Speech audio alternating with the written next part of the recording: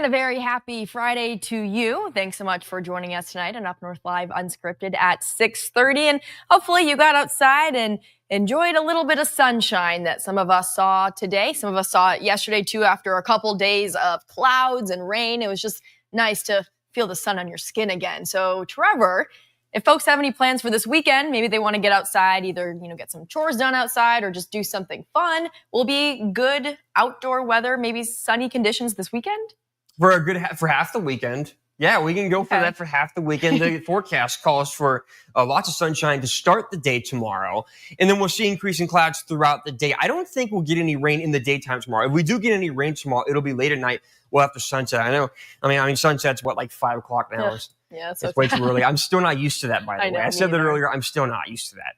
But we'll probably get some late showers very late tomorrow going into Sunday morning. And then Sunday looks like a little bit of more of a rainy day. So if you do have chores outside, tomorrow would be the best day. Yeah, Saturday's the day. Lots of sunshine to start the day. Beautiful day. So I'll talk about that in the remainder of our forecast. We've got a few chances for rain this week overall. I'll be back in just a few minutes. All right. Thank you, Trevor. So we are starting off with a question today. Should kids have access to social media? Now, that's a question in Australia that folks are screaming no. In Australia, a new law was introduced that would ban kids from Facebook, Instagram, TikTok, any social media platform for anyone under 16 years old. And Colin Roos with our sister station downstate spoke with a child psychologist to learn more about this debate that has already reached us here in the United States. I don't know how many people see it as big of a deal as it truly is. Jordan Horn says we're rolling the dice with our children's development. The Kalamazoo psychologist works with teens with learning disorders and for years has seen the poor sleep, anxiety, and low impulse control that often comes with social media and the constant scrolling. These researchers knew what they were doing, like when they designed these things, as far as implementing emojis, implementing likes, implementing navigating some of these things. The Australian government has noticed it too and is giving big tech companies a year to make sure those under 16 can't create accounts. Its leaders even call it legislation for the world to follow. But with social media often defining the way we communicate, how do we keep its risks out of the hands of children? Horn says a complete ban may not actually be entirely practical. With it often being a necessity in the modern world, he says its domination of our kids' lives often comes down to a failure of moderation and education. We wouldn't give a car. We don't tell a kid, here's the keys, learn how to drive it. He advocates for what he calls social media hygiene classes in schools, similar to how health classes speak to students directly about substance use. It's like, is this becoming a problem for you? Are you having problems turning your phone off at night? Are you constantly thinking about your phone or social media? As for whether legislation similar to Australia's would pass here in Congress, Horn says social media isn't often brought up to him by parents as a concern. He feels that they don't fully understand just how much their brains are shaped in the adolescent years, or even the risk of predators. He calls social media a balancing act between a teenager's freedom and the oversight they still need. It's almost like a dangerous game that they're playing where it's kind of rigged against them. And let's turn things over to our question of the day, which is, would you support a law that would ban kids under the age of 16 from using social media? You can scan the QR code on your screen right now. That'll take you to our website where you can vote yes or no. As of right now, 81% of people have voted yes, 19% have voted no. And personally, I think that would be a great idea. I know I was 16 not too long ago. Oh gosh, I guess that was 10 years ago. Okay, it felt like it wasn't that long ago, but I know that I really had no business being on social media at any time younger than 16, really, and it really just caused more stress in my life personally. So I would support a law like this. But let's turn things over to a bit of a lighter story. So it was a moment seen by millions of people on Sunday. If you watched that Lions-Packers game, you probably saw this man on your TV screen next to his wife, a Packers fan, wearing, of course, a cheese head, and this man wearing a cheese grater. Now, this picture has gone viral, and the fan is actually from northern Michigan, and Courtney Bennett with our sister station talked with him about this iconic look. Actually bought the hat 10 years ago. David Bodine is a lifelong Detroit Lions fan. On Sunday, the Fox broadcast cut away to a crowd at Lambeau Field during the Lions-Packers game, and there you saw David wearing this beloved hat. A bunch of my friends either shot me texts or we have a group Discord chat, and so they were sending me screenshots of it. Let me know. David says he and his wife have been going to games at Lambeau Field for years now. His wife is a Packers fan. She's wearing her cheese head, and I'm wearing my cheese grater head. And, as we walk around the stadium or the bars or whatever, we'll get all kinds of people who say, like, oh, my God, can I take your picture? That's so funny. Or they'll, like, you can tell when people are looking at you and talking about you. And so they all think it's funny, and I end up with probably 100 different people every game that take my photo. And David going viral is a first for him. I'm just enjoying it, having a good laugh at it. It's funny. There's a lot of worse things I could be getting viral for. And David is joining us live now, wearing, of course, the Lions jersey and the iconic cheese grater hat. Hi, David. Hi, how's it going? Good. How are you? Good. Well, thanks so much for joining us. I'm sure you've obviously gotten a lot of attention the past week over that just few second clip of you during that game. And you said to Courtney that during that moment, you got a lot of texts from your friends being like, oh, we saw you on TV. But when did you realize that, oh, not only am I on TV, but I'm all over social media? It's hard to avoid me on the internet right now.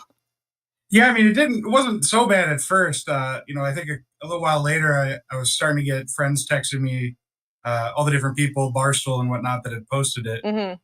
And I think ESPN, at one point had picked it up.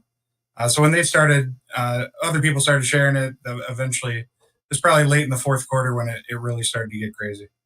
And what I thought was interesting when I first saw your picture and you on TV, because people were freaking out about it. And as a Lions fan, this, to me, isn't anything new. I have seen these cheese grater hats for years now, not just from Lions fans, but, some Bears fans, even some Vikings fans.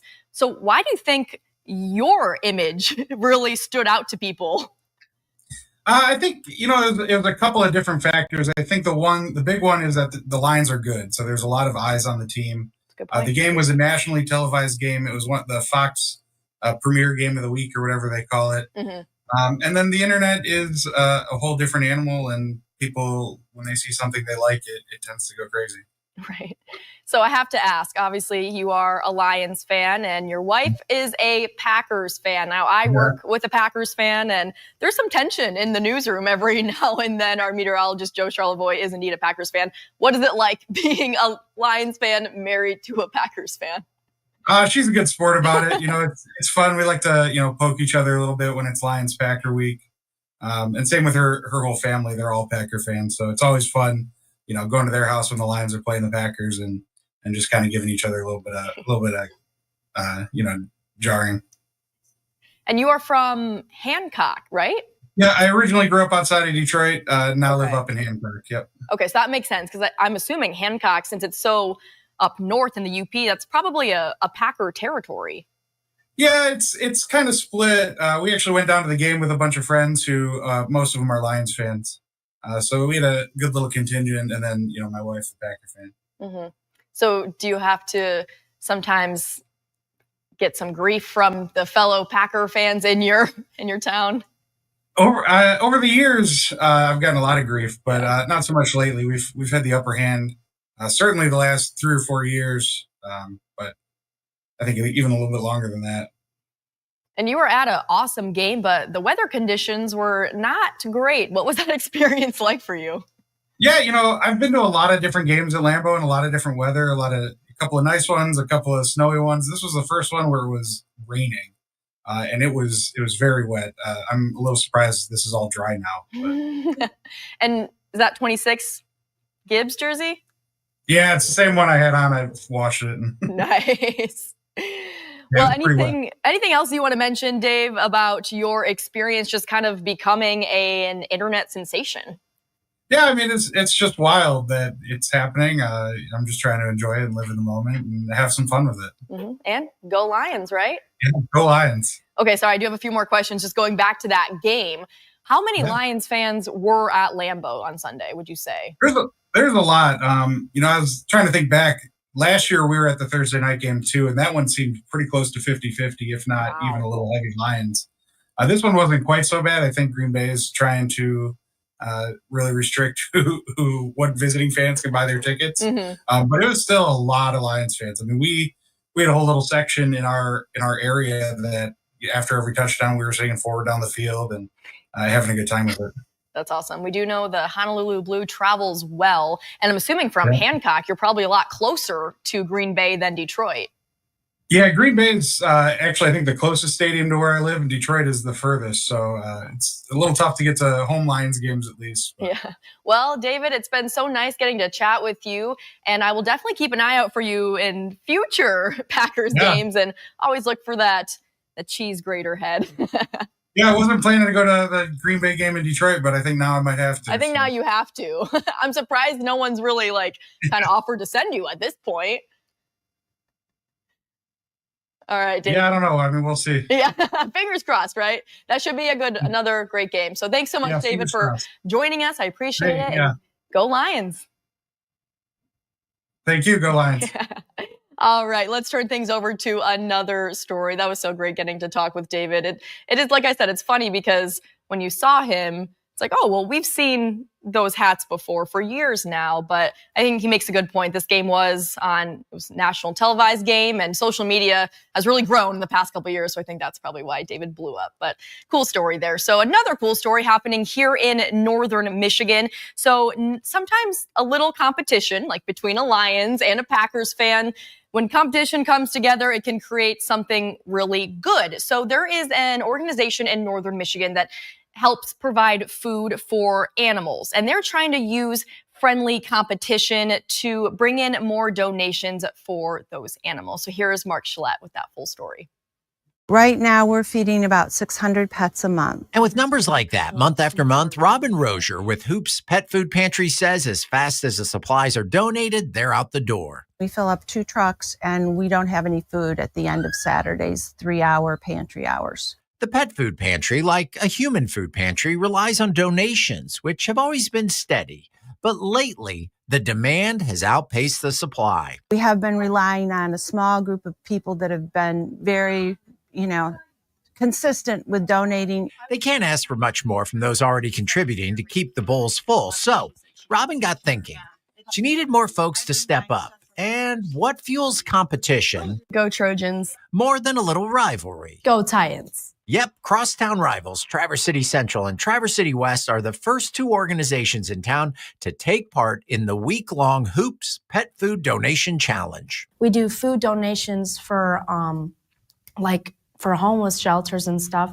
So why shouldn't we do a food donation for a food pantry for pets? Each school's student senate setting up donation boxes in the office, hoping theirs fills up the fastest. The motivation is there because it's against our crosstown rival. So obviously there's just a little competition there. Each school hoping to tap into the pride of students, parents, and folks around the neighborhood to claim victory. I think it's really important for the younger generation to get involved. But both sides realizing who the real winner will be. It's really just at the end of the day about getting these supplies and materials to people who need it and pets who need it and families who need it. So we're just happy to do the right thing. And whichever school does the most of that right thing. The prize for the school that collects the most pounds of food is a shout out on the digital billboards around Traverse City. Lamar is donating that. The students get to make a difference and have a little competition. The pets hopefully get a lot of food, while Robin hopes to find her next 2 rivals. To me, the next step is, Olson's versus Tom's, or Sarah Motors against Fox Motors. Some of the friendly local companies that, have competition, and having one company throw down a challenge to the other. And I just think it's a fun way to get people involved and for people to learn about hoops. We are going to take a quick commercial break, but we'll be back in just a few minutes. And meteorologist Trevor Robideau will have much more on your weather forecast for this weekend. Stay with us. I'm Jada Johnson from Big Boys TV, and the Fish and Game Report is sponsored by Johnson's Propane.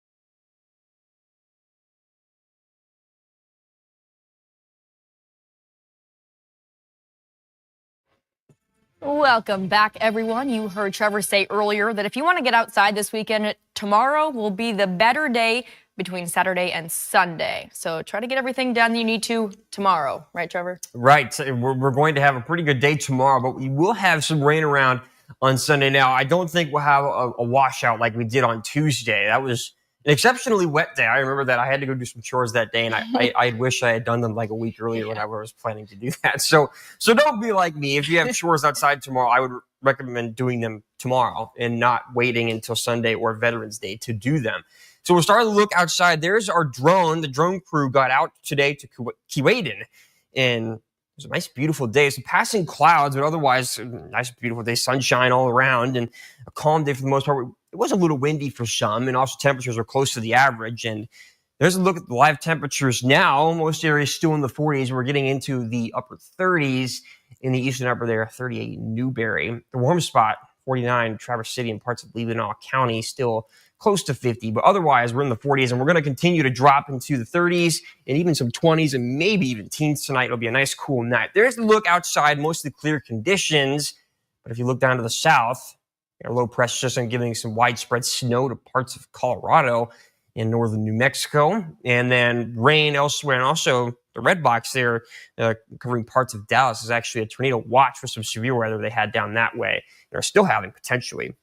That low pressure will snake its way up towards us over the next couple of days, and that'll be our next weather maker in the form of a low pressure system, followed by a cold front late tomorrow into Sunday morning, followed by some light scattered showers as the main impacts of that. So here's a look at our stormcast. As I mentioned, I think tomorrow is a great day. Tonight, mostly clear, again, very cool. And overnight, we'll swap our winds out of the south and southeast, and then plentiful sunshine in the morning and early going in the afternoon. But later in the afternoon and evening, we'll start to see some increase in cloud cover. It's not going to become immediate overcast or anything like that, but we will start to block out the sun before the sun eventually goes down early and more overcast overnight. And then there's the look very, very early Sunday morning, late Saturday night. Some rain begins to enter the region ahead of this low pressure system and inevitable cold front. So if you're up early on Sunday morning, there's a look at that 7:30. Looking at some rain. I don't think anything widespread, and most of this will be pretty light for the most part. There will be some showers around, especially in the northern lower, it looks like. We'll hit a little bit of a dry spell in the afternoon. So again, as I mentioned, I don't think it's going to rain all day, but it will be overcast out of the south wind there. And then later in the day, we'll have some more rain on the back end of this system, and those could hold on to parts of Monday as well. So here's our rain forecast. Here's one of the many chores that many people might be doing outside. Tomorrow's the best day for that. Otherwise, we'll get a little damp for the next couple of days. It'll also be windy on Monday after the passage of that cold front. Now, here's some games tonight, starting very, very soon. Beale City at Glen Lake, and then Boyne City at Kingsley there.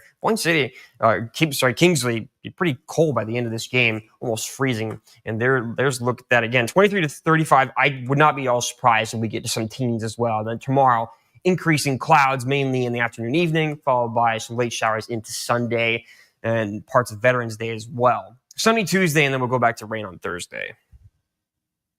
All right. Thanks so much, Trevor. And we are going to take another quick commercial break, but don't go anywhere just yet. We're going to check in with sports director Harrison Beebe to see what he's working on in sports in just a few minutes. See you then.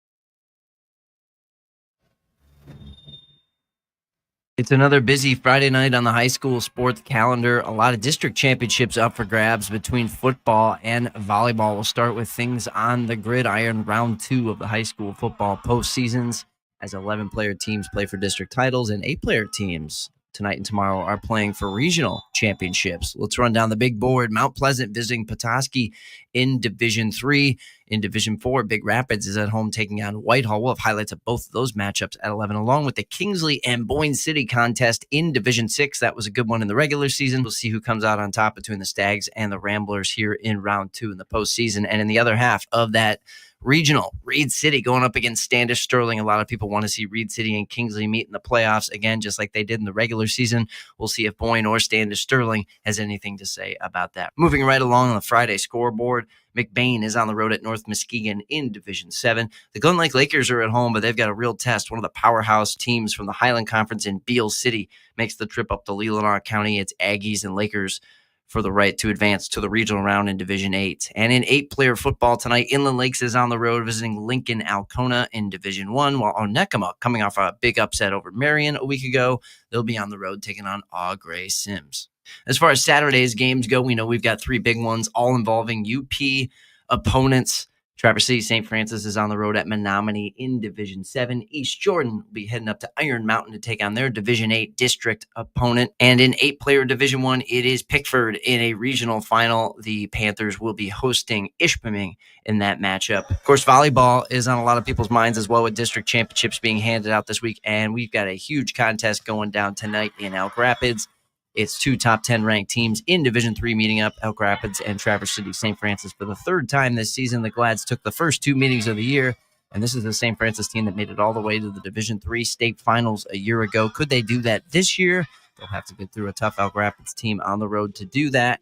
District final is going on right now. We'll get you highlights of that one, as well as 4 of the football games tonight during our Week 2 hometown highlights. That'll do it for sports. Back to you, Maya. Thanks, Harrison. We're going to take a quick break, but we will check on our live results for our question of the day in just a few minutes.